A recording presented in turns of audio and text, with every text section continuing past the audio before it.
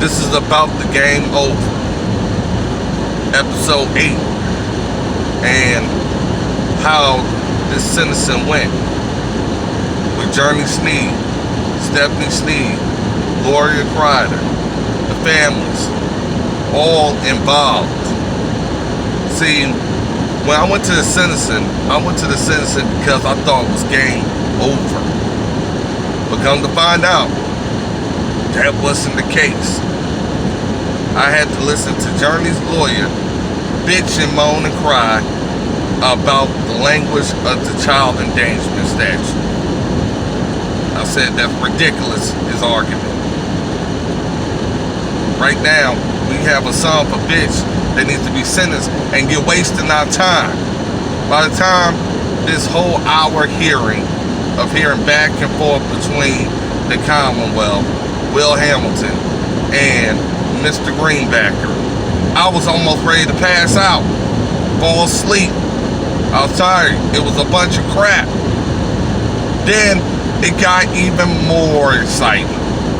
Journey Snead decided to speak again on his behalf at the sentencing. I said, this is going to be good. So I woke back up. I said, you know what? I can't go to sleep this soon because this son of a bitch decided to open his mouth again, and it got better.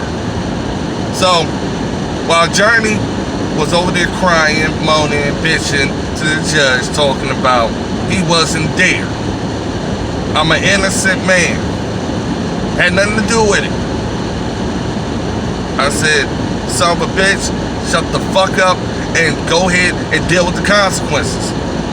The guy showed no damn remorse. It was almost as if he sat in jail, still waiting for his moment to say he didn't do it again. He said he wasn't there.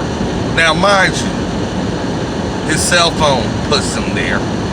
His daughter puts him there. Other family puts him there.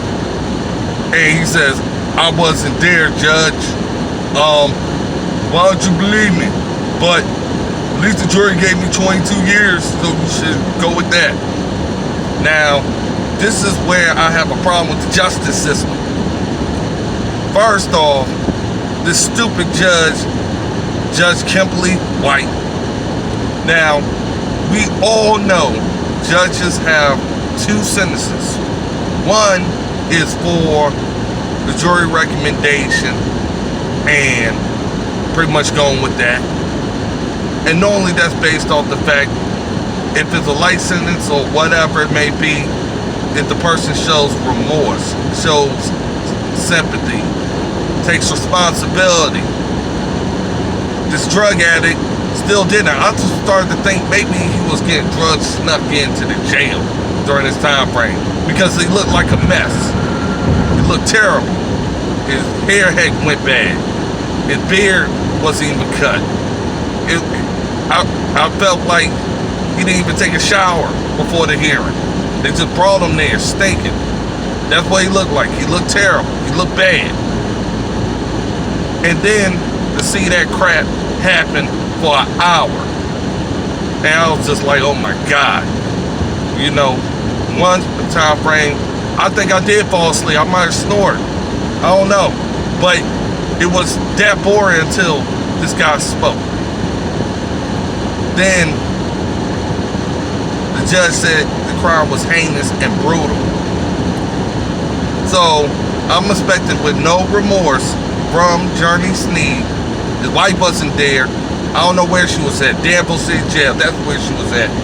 While she was there, I don't have no problem with taking responsibility for putting that bitch back into lockup. Now, as far as the rest is concerned, and it was memorable because I wanted him to look back and not see his nice little wife who's been out causing hell, come to my city, doing dumb shit, not in the courtroom, not with him. Now, I expected the judge to throw out the sentencing guidelines and say, fuck it. You're not getting it. You're not. You're not taking responsibility. You're not showing remorse. I was going to go with the jury recommendation, but I need to throw that out and sends your ass to life without the possibility of parole. Now, this is the other thing that comes up in this situation that is as interesting as it comes. I'm talking to a couple of friends. You don't need to know who they are. But it appeared that Journey knew that 22 years was going to be his sentence, regardless of what he had to say, which makes me a little bit skeptical if this dude is not going to start singing. I guess after he gets broken in right in the prison, maybe we could go ahead and have a lot more answers, a lot more details, especially with Gloria Crider's trial getting ready to come up. So, after I left the courthouse, I wasn't too bothered because I said to myself, you know what? All this dysfunction, all this family drama, this drug addict who killed his own grandfather, I said, that's some sick shit. And then also hearing about the other tragedies that has constantly consumed the families. I said to myself, maybe this is just justice, and that's just the way it is. But anybody else would have been getting 40 to life. And we already know that's the normal sentence. But I never seen a man beat somebody to death with a hammer. Mind you, a blunt object. That was the description they gave at trial. Hit him over and over and over again. That's some sick shit. And I knew I had to put that son of a bitch and put more attention to this case than before. But looking at it, he got 22 years. That's done. But however, when it comes down to Merle Rutledge and how deep he goes, he found out is a new pile of fucking crap with this case. More suspects. More people getting paid. More people with life insurance policies. Certain people out in the dark coming to light. And finding out that more people was looking at almost like they knew Floyd Crider was going to die very soon. And a bunch of high amount of life insurance policies that was taken out shortly before his death. So that started ringing my ears because I said, you know what? Stephanie Snead is around. Gloria Crider, that piece of shit, has everything to do with everything going on. So many people Gloria Crider went to let herself and others know that she was planning on getting the job done one way or the other. I'm telling each and every one of you extra sons of bitch I just found out about. I'm coming after you. If I find out you have something more to do with this death, it's going to get exposed. But there's one person who I'm targeting right now.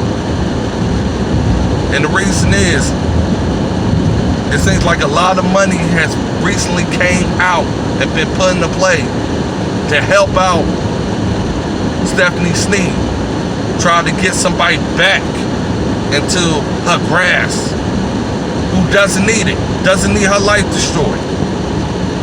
But the fact is, this one person also took out a life insurance policy, almost 200 grand on Floyd Crider. So I'm telling each of y'all, because I'm sick of this opiate addiction and all this back and forth banner, that anybody and everybody who's involved, and trust me, there's more names for me to pick apart. This ain't game over. This is game begins.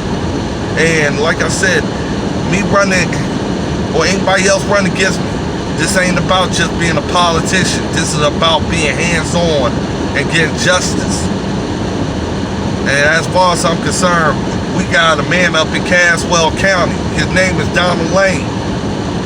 We're also finding out that he was knocked out. Yes, he was knocked out as he got to Stephanie Snead's house in Caswell County. And then the allegation is Juanita was shot to death by Journey Snead. And Stephanie and all these other parties, Brittany Dowdy and the rest of them, all knew about what had happened. And then they planted everything on down Layne, put some bullets in his pocket, put some bullets in his truck, put his handprint on the guns. This is some sophisticated bullshit. But guess what? That's the reason why people get me on their team, to weed out the bullshit. If people knew how much I knew and how many dots or I's and T's I crossed,